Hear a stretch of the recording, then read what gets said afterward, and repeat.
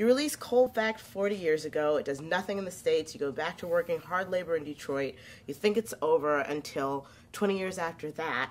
How do you go back to working hard labor after recording something like Cold Fact, just as beautiful as that? How do you do it? Well, you never throw away your work clothes.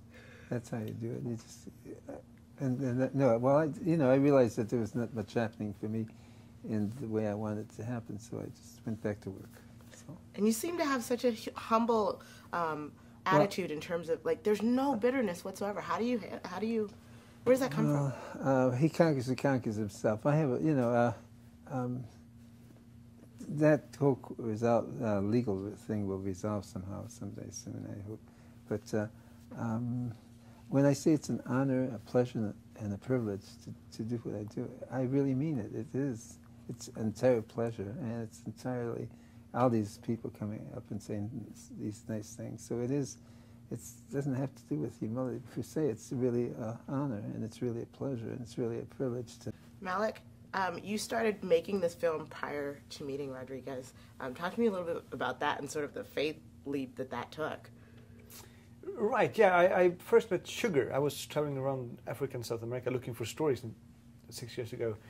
And he told me the story, and I was like, wow, this is the best story I ever heard, I think. This is just crazy. It sounds like it's scripted by a screenwriter, but if it was, it wouldn't, it would have been too much almost, because I thought the story was fantastic. And then I went out and I met all the producers and the South Africans, the detectives, and I went out for a month with a cinematographer, and then I met Rodgriguez, and then I showed actually on our first meeting. The first thing we did was that we saw all those interviews, and there were people in there that Rodgriguez hadn't seen for 30 years. The producer Steve Rowland, for example, Rodgriguez hadn't actually seen for 30 years. So it was kind of a roller coaster ride for Rodgriguez, I think, to actually see those faces again. And they were all speaking so warmly about him. They all loved him. They say that it was the most memorable artist I ever worked with. And they worked with Jerry Lee Lewis and The Cure and the Supremes and Marvin Gaye and Stevie Wonder. They say that Rodgriguez was on that level. Yeah. And he was. And he was. Yeah. He was. I want to know two things. First, the rock god myth. I want to know first how it felt to find out that they thought you were dead, but then secondly, to know that your music was actually successful across the globe.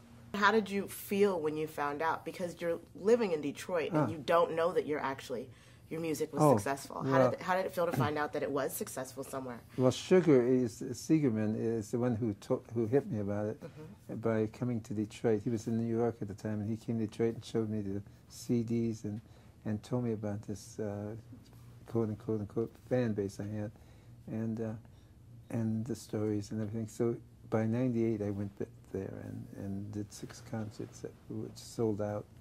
And I knew it was genuine because the audience would sing with me, so I knew that it wasn't put on. And you're still touring?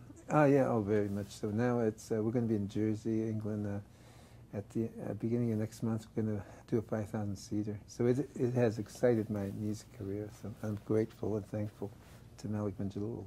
But there were scenes in South Africa where Rodgriguez forgot a couple of lines. Oh. It didn't matter because 5,000 people sang the songs to him. He was just standing there listening. I love that. That's beautiful. Well, congratulations to you both. Thank you so much for telling this story. I loved it. And I love I Think of You. It's my favorite. Oh, I Think of You. That's a ballad?